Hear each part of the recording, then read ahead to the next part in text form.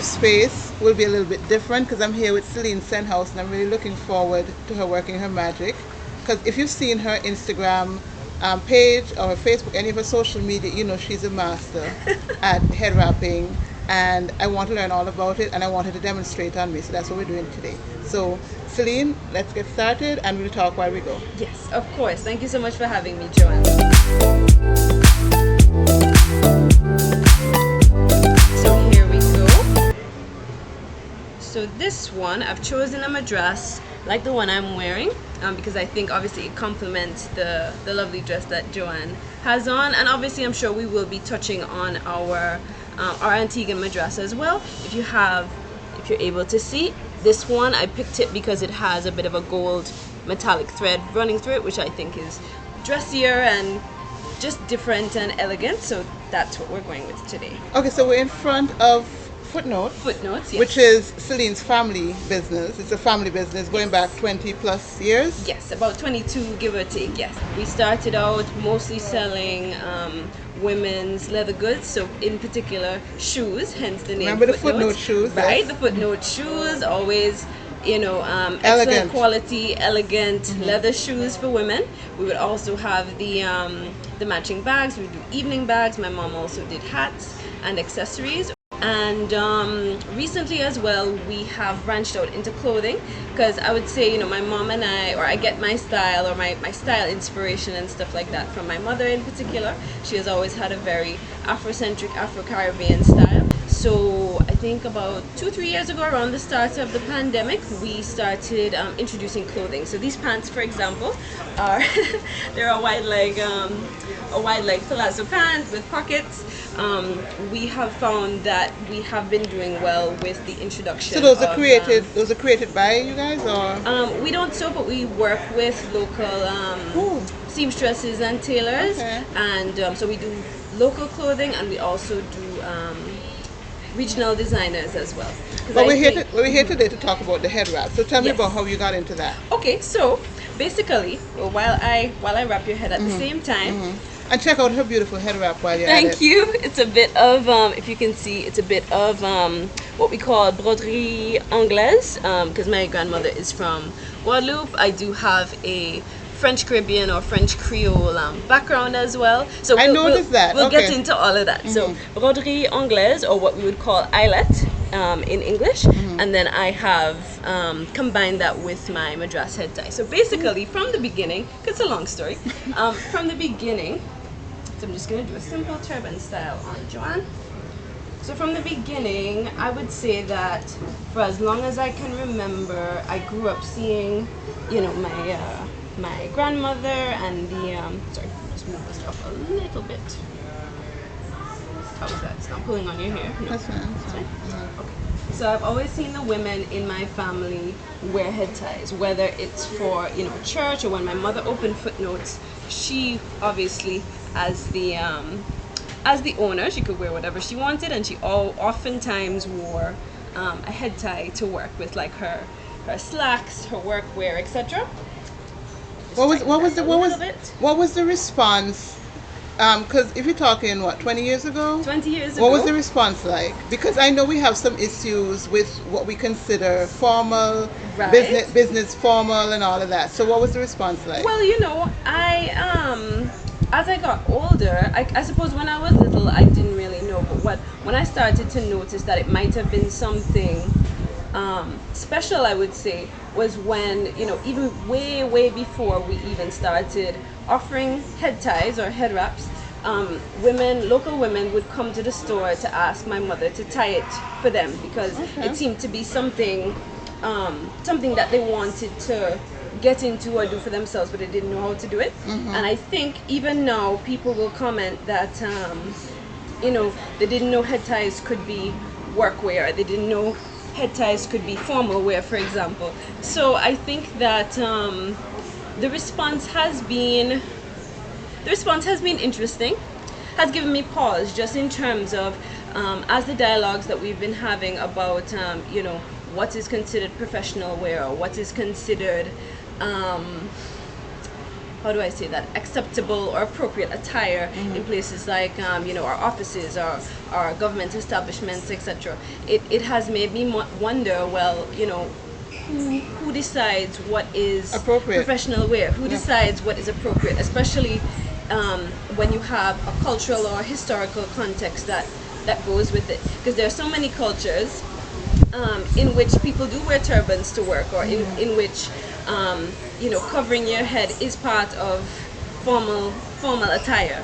So I would say that it has always been, from what I've noticed, it has always been a conversation piece, or I find it gives people pause and causes them to. No, you already gave me pause with this. Did I? Well, yeah, 'cause it's like, what? I wrap my head all the time. It doesn't look like this. Really? No. And she just did it so simply, like. Yeah, I mean, head ties can be anything you want them to be. Some people are more into it because of the fashion aspect. For me, it's both a motivation that comes from my love for fashion, as well as at first it was just a tradition that I had seen growing up. So my mom would wear head ties to work. My aunt, especially the one that was the carnival queen, if you remember Urban Marie. Oh, that's your aunt. That's my aunt. Okay. She was a carnival queen, I think in the 70s, if I'm not mistaken. She has always been The 80s. 80s. Has always been and still is very, bold, extravagant, very glitz and glamour. And so even her in every single thing that she does, if you've ever seen her. And so I remember that her national dresses, for example, were always extra. So extra big puff sleeve and huge tall head tie that she would wear when we had independence masses at church. My family is Catholic, so I remember looking across the church during independence masses when I was small, and even if you couldn't see her face, you saw her head tie in the distance, and I would always be in awe of that. I guess it also for me ties back to Antiguan culture, because for me it was always a normal thing for me to have a national dress. So as part of the national dress, my mother, who is Grenadian, my mother or my grandmother, who is Guadeloupean, would tie my head to complete the national dress. That was just a normal thing. I guess looking back now, my parents and my family always instilled a sense of pride in us. But would you say it stood out because it was, well, first, two things. Was there any negativity attached to it? It sounds like your aunt and your mom and so on, your grandmother were aspirational for you. Yes. But we know that we've been very westernized. Culturally. I mean, we have our Afro-Caribbean roots, we have our African roots, but look at the conversation that's happening now around about black the hair. Yes. Where what is appropriate out here as it goes out of our head. Out of our heads, is not okay. So there is a rejection, in my opinion, of ourselves. There is. So have you encountered any negativity around what is considered an Afro-Caribbean style head wrap, and did you have to make a journey yourself to accepting it, or was it always just cool and fashionable for you? For me, it was such a normal thing. Seeing the women in my family wear their head tie or tie head ties on me, it was just always a normal thing. That growing up, I thought everybody did it. I thought everybody knew how to do it. I never really thought of it that much. Okay. But when I would say when I went abroad, for example, because as you did touch on hair and black hair and stuff like that, I had returned to natural in 2014, and around that time I used to live in France, and so it's interesting that in each country and each culture has given me reason to reflect on myself and my hair and my identity and things like head tying. Each place I've gone to has, because of the perspectives and I guess the history, each place I've gone to I got a different response. So I didn't really wear a lot of head ties in Canada, where I used to live prior. That's when I went there for university. But in a French context, especially being a person of color, and my brother lived in France with me at the time, so being a person of color, having your head tied and being accompanied by a male as well, the automatic response or the first impression that French people got from me was, or the automatic question was, by the way, are you Muslim? so that was interesting for me because I had never thought about it that way. But obviously, because of France's history of colonialism, migration, etc., there are several, I guess, descendants of certain African nations through colonialism that would have migrated generations ago to France. So the they associate the wrap with the Muslim culture. the demographic in terms of the people who, or how do I say that? The combination of cultures that you get, cultures and religions and stuff like that. The head tie or covering the head means something entirely different. So I would say, first of all, this is my brother, it's not my husband, and they would say, okay, so you're not Muslim, and I would say no, and they said, so why is your head covered, or why do you want to cover your head then? I had to explain to them, as Afro-Caribbean people, the head tie is more of a cultural and a historical symbol than a religious one. Oftentimes, for me, it's less spiritual and more cultural and historical, and a tie and a celebration of our Antiguan and Afro-Caribbean heritage. So each time I had to explain that to them, and it even came up when I was doing an internship actually at a particular sports organization, mostly white people, because I have to point that out, where I had asked them, on the days, because it was like a work study, and I had asked them, on the days when I do come to the office, can I tie my head? And they were like, no, you can't, because in France, or I guess according to French culture or French tradition, or when I say French, I guess more historically, going back before France became a quote-unquote diverse multicultural society, traditionally it's impolite, they said, to cover your head indoors. So I guess how do I say? Like wearing a hat, right? Oh, okay. I guess it's like in the old movies where you see gentlemen enter a building or enter a room and they take off their hats. So that struck me a little funny, because I was like, okay, to me it's just it's almost like a part of my attire. I didn't see it as being impolite in any way. I just thought of it again as just a normal part of my attire and an expression of my my Afro-Caribbean heritage. But I was kind of like, okay, I didn't want to rock the boat. I was working there and stuff like that. So although yes, I would wear my hair either in a puff or in twists or what have you, but it always stuck with me that that was the way it was seen. Like, why is it that something as simple as covering your head is seen as a problem, impolite, or as a problem? What has been the response you've had in the Caribbean? Antigua? Well, that has been interesting for me as well, because that has been like a huge eye-opener. Again, I thought, since back in, or, going back to France as well, I also had a period during my university years, a lot of self-discovery, deciding to go back to natural, moving to France.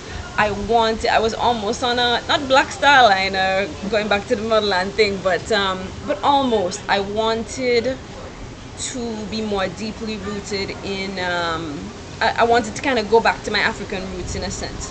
And it's interesting that I wanted to discover more about my Africanness or my blackness and stuff like that. But when I would wear the head tie, doing something as simple as going to the grocery store or having exchanges with acquaintances from various African countries, let's say Rwanda, Nigeria, Ethiopia, and stuff like that. They would kind of come to me while wearing the head tie and say, while I'm in France. In France, okay. And they would say to me, where did you learn to do that? Or who tied your head tie for you? And I was like, I thought this was something everybody, particularly Afro-descended person, it's a skill. knew how to do. You know what I mean? So there was that. That was a big eye opener for me. I thought that was a normal thing that everybody knew how to do, and it shocked me when I came back to Antigua, and I was working in hotels at first. I had worked Filiat for a bit. Were you able to wrap your head working Filiat? What is tie? No, I don't think so. I wouldn't think so either. I don't I'm think thinking of so. the culture of Leanne. Yeah, I'm thinking, yeah. It's still quite corporate, right? Yeah. Even though it's set here in Antigua or set in the Caribbean, it's still very corporate. And corporate means Western. Yes. Yes. Yes. Yes. Yeah. That's a good point, actually, because our use of corporate wear or workwear. Anyway, in answer to your question, when I would tie my hair, tie my head tie for an outing or a house lime or just about anything, if I was coming to help out at the store part-time, it would always be a source of conversation. Even now that I am But good a lot conversation? more... Mostly, first it would be a source of curiosity. So even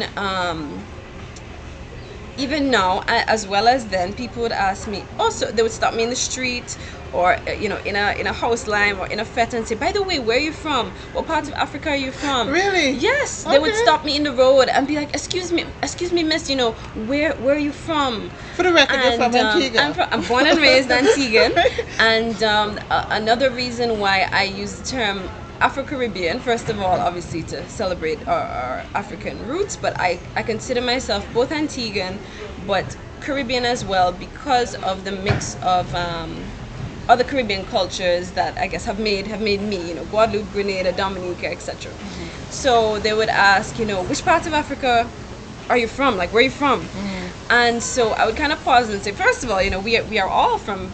Are we not all African? And the conversation that's a whole other story. But the conversation would shift, or people would try to guess. They would say, "Are you Nigerian, or where do you come from?" And I would say, "No, I'm Antiguan," and then it would get into who tied your head tie for you? Where did you learn? So I'd have to explain that, and I would. When I did open my head tie business or head tie styling company is about a year old. Once I did start selling head tie, Champs Fleurs. Yes. Champs Fleurs. Okay. It means field of flowers in French. Also, celebrating my French Creole roots, the Guadeloupean side, and there is a village near to where my mother grew up in Grenada called Champs Fleurs as well. Okay. So I wanted to sort of marry the different aspects of my Caribbean heritage. So yes, once I started, once I had launched Champs Fleurs, I would tell them, well, I actually sell head ties. You can come by the store if you'd like a lesson. You can come by the store if you'd like a demonstration, because I saw that, in spite of what I had thought years ago or when I was a child and stuff like that, taking for granted that this is something everybody knew how to do, and I was like, nobody's gonna pay me money to tie their head. Everybody know how to tie a head tie, or there's YouTube, or anybody can learn. But not so. It's been very eye-opening for me. So can I ask you to do something? If you're gonna do a lesson, like, could you go through the steps a bit more slowly and show us how you would do it? Yes.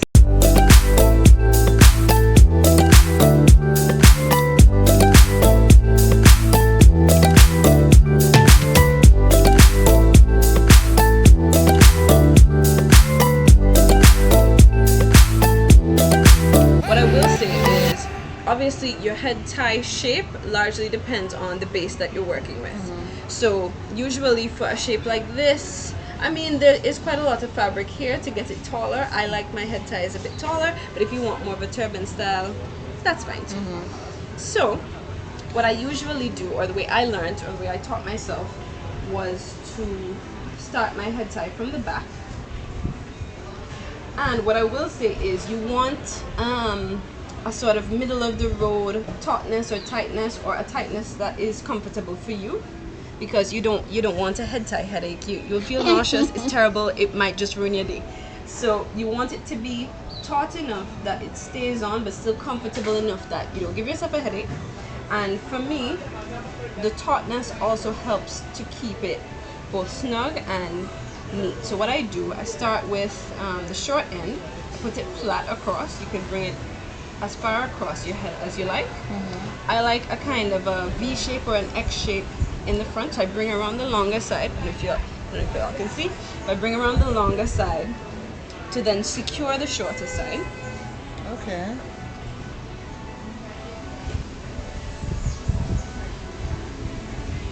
And you can spread it out, or you can leave it kind of folded, and as you sort of... I'm saying, look at how it just folds naturally. It's not that easy, people. It's not that easy. As you sort of scrunch the fabric, you get more pleats and folds and things like that. And you can use your other hand, hold down the head tie. You can see my hand on the side, and then you can even tighten, just again to make sure that it stays taut and flat. Because for me, a saggy head tie usually means that somewhere it might not be secure.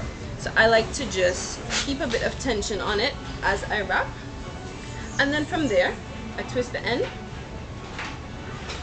and then I just find a place to tuck it in. So where I would have initially started wrapping around, I'm just gonna find any fold and just tuck it in to where it's secure. And just for some extra security, I then take some pins, and I might pin the fabric in the opposite direction. I might put 2 or 3 pins just to close up any gaps. You always have to pin it, or? You don't have to, but that's usually my preference, just for some extra security, just so I make sure if I shake my head or something, it doesn't it's not gonna fall off. Some people just use knots. You can do that. It just depends on you. I find that head tying, just like with cooking, just like with anything, once you get the basic kind of technique down, the sky's the limit. You can do anything you want. So I prefer the pins just to give it a bit more security, or I find pins also help me get more of like a sculpted look. So if this looks so different from the original one. Does it? It's so different. But as I mentioned, once you get the basic, technique. I'm just fascinated by how easy you make it look, and yet it's still stylish and it's still distinct. Yes, you know? Exactly. So for me, I also use pins if I want to do more of a sculpted type of look, so with pleats or with twists, or if I want to add another piece of fabric. Sometimes I will wear, especially for Independence Day, because for me the bigger the better in terms of head tie. So I'll put on 2, 3, 4 pieces of fabric to get as big as possible, and I'll use the pins to just make sure it's secure. Maybe do shapes as well, like a floral shape or like frills. For me, head tying is something that is like an art, or like you said, it's a skill. It's a piece of it's like artistry for me, or a piece of like a work of art, something that you can sculpt. There are so many different things that you can do with it. Now you have, in my opinion, I'm not surprised that you mentioned the French influence, because I always feel like I see it in your head ties. Yes. Am I seeing too much, or is it like... No, absolutely. I find, again, perhaps because of the influence of my grandmother being from Guadeloupe, or my paternal grandfather is from Dominica, so I would say from hearing her stories about, you call it a robe douillette, their national dress or traditional wear is called a robe, robe meaning dress, a robe douillette. And so I would see, I guess that sparked my interest from an early age. I always would see, old photographs of Dominican women, St. Lucian women, Guadeloupean women, Martinican, etc. In the robe douillette. And so I suppose that, that was also a part of the inspiration. I was also encouraged by my grandmother, as I mentioned, where she would see me, as I especially after I started wearing head ties really in earnest, and practically with every outfit I could, she would say, wow, you look like, she was so encouraging. She was always so encouraging. I embrace it because just like our food, just like our music, just like our dialect, I think that our history and our identity doesn't just stop at slavery. It's not. I've heard people say, oh, they're not eating fungi because it's slave food. They're not wearing madras because it's what the slaves wore. And they're missing out with the fungi, though. Yes, I love it. Hello, I love a hot fungi and saltfish. It's so comforting. But again, I guess. Sorry for them. No, I'm sorry for them. Hot fungi is like the best thing, one of the best things ever. But anyway, I digress. For me, I see it in a different way.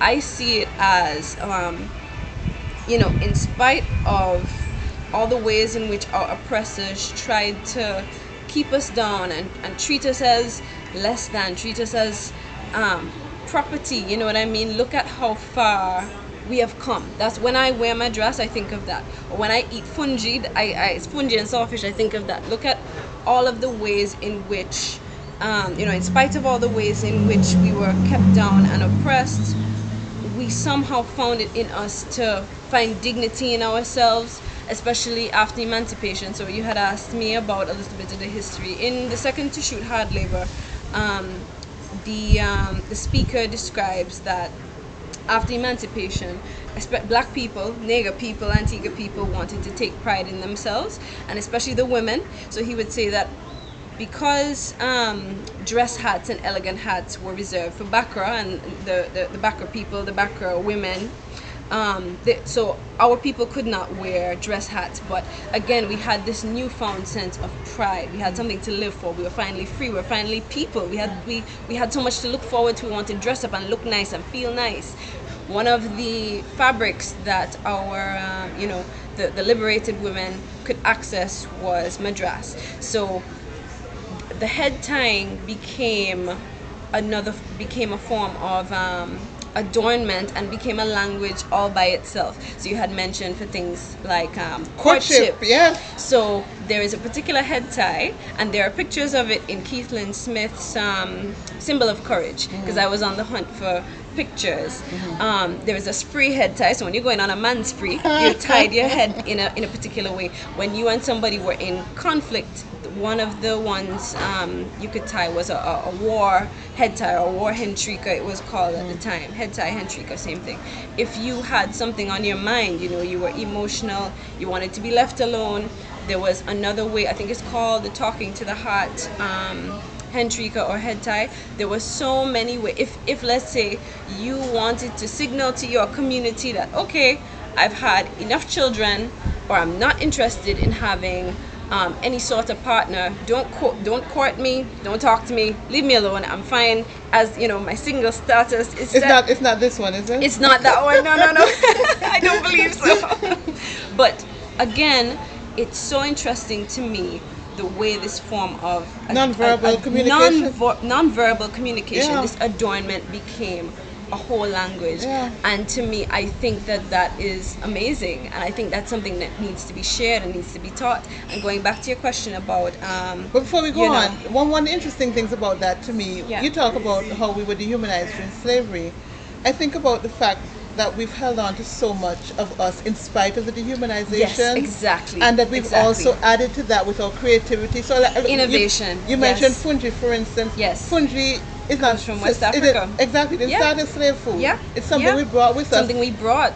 And even the name has endured. Yes. Right? Yes. Depending in different languages. Because I think there's a Twi way of saying it, and there's another one. But it's part of us historically. Yes. The plaiting of the hair also communicated things. The hairstyles, as I understood it, the ropes and the different patterns communicated things. Yes, absolutely. I think one of the ones in one of the historical books I read, I think at a certain point, the number of plaits a woman would wear could signify the number of children that she had at the time.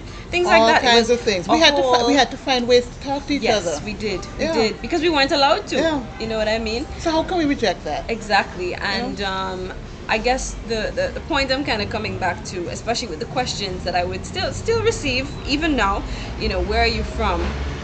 Are you not, the shock that I am Antiguan, or that Antiguan women tied their heads in the past? Oh, one of the comments I got was something like, you're trying to be African, or you're trying, as if you don't have to try.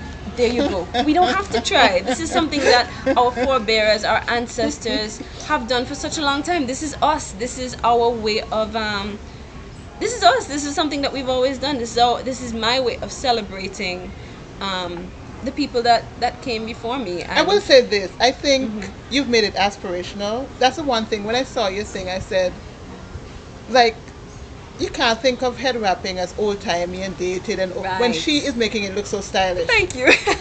You can't think like that. Thank you so much. She's making it look fashion forward. Now, is that intentional, or is that just? Yeah, it is actually. I think that human beings are very visual. I think that there has been a resurgence of, I guess, pride in your African roots and stuff like that. There's been a huge, how do I say that? I think the world in the last couple of years, the world at large, meaning, in my opinion anyway, there has been like all of a sudden people are taking notice of African fashions or the African Fashion Week and stuff like that. I think there has been a sudden, Well, there's been a whole almost like natural a, hair movement as yes, well. exactly. There's been a whole renaissance of who we are as Afro-descended people, and I guess just a whole a changing of the perspectives and the attitudes And yet at of the what same comes out of time, Africa. and yet at the same time, still the tension Yeah. with ourselves. Yeah, yeah, It's frustrating. So I don't know if It you feel is the frustration. a little. Um, How did you feel about the conversation this past week? about the young About lady oh, to put it, yeah. with the her The, hairstyle and locks. her ribbons with her locks, hair neatly done, clean everything, and it's like it's not appropriate. I'm not inviting you to comment on any No, schools that's fine. related, but That's do fine. you have any thoughts? I do. And how I does it saw. connect? How does it connect to your views? To bring it back to the head wrapping, how does it connect to your views on self-expression through the headpieces that you wear? So, okay, I'm going to try. There are a couple of different themes and ideas in that one. I personally have not seen the picture of the young lady. However, just hearing about it was outrageous to me because, as you had mentioned earlier, how is it that my hair that grows out of my head is not appropriate? So, when we look at because I had seen an interview. I am going to comment a little bit. I had seen an interview, and again, I don't have all the facts, but this is just my reaction to having seen the interview of the particular spokesperson on ABS a few nights ago for the school. And so he likened locks to, I suppose, hair extensions or braids. And for me, Not the same I thing don't at think all. that I personally don't think that that is the same thing. At I all. think hair locking is just another way to style your hair that you're born with. And I am saying, in spite of any dress code or religion or anything like that, once your hair, for me, meets certain basic standards of, is it neat, is it clean, you don't have lice, or it's not a health concern or puts other people's health at risk and stuff like that. Or if they want to go that far, is a distraction because sometimes they can be Right. too overly adorned or whatever. Right, If exactly. they want to go that far. If we want to go that far, but my thing is, how can my hair that grows out of my head, or a style that I suppose, in spite of all our how do I say, in spite of all our Afro-Caribbean pride and all of this, for me it kind of clashes with the fact that somebody's natural hair as it grows out of their head in a lock style is not appropriate. Have we not seen it's crazy to me, in 2022 you're saying a young child going to school cannot wear their hair in locks, but we've seen in this day and age lawyers, doctors, prime ministers, perhaps, world leaders, people who have proven that hair is hair, you know what I mean? Have you ever And heard that- of a child being sent, or a child or teenager in any of these countries being sent home for having straightened hair?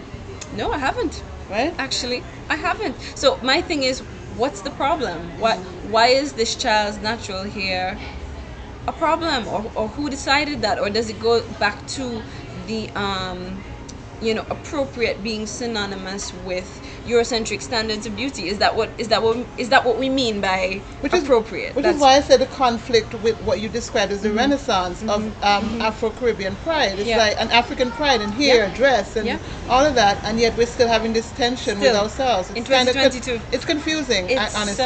It's frustrating because I'm saying as well, it's just hair from the description. It's just hair, people. And yet Just hair. And yet it's not. and yet it's because our hair is not. political. I was coming to say that there are times when I think that the head tie for me is a host of different symbols, so maybe that's a bad example to use, but there are certain times where I think, my hair is just my hair. Who cares how I wear it? But there are so many other things that our hair can symbolize. Yes, it can be political. Yes, it is saying, I'm rejecting perhaps the Eurocentric standards of beauty that we were taught to uphold. You know what I mean? You're obviously, or maybe political. Said another way, I think the way you choose to perhaps sometimes sometimes the way you perhaps choose to dress or style your hair, etc., can be a statement, or maybe certain people see it as a rejection of something else.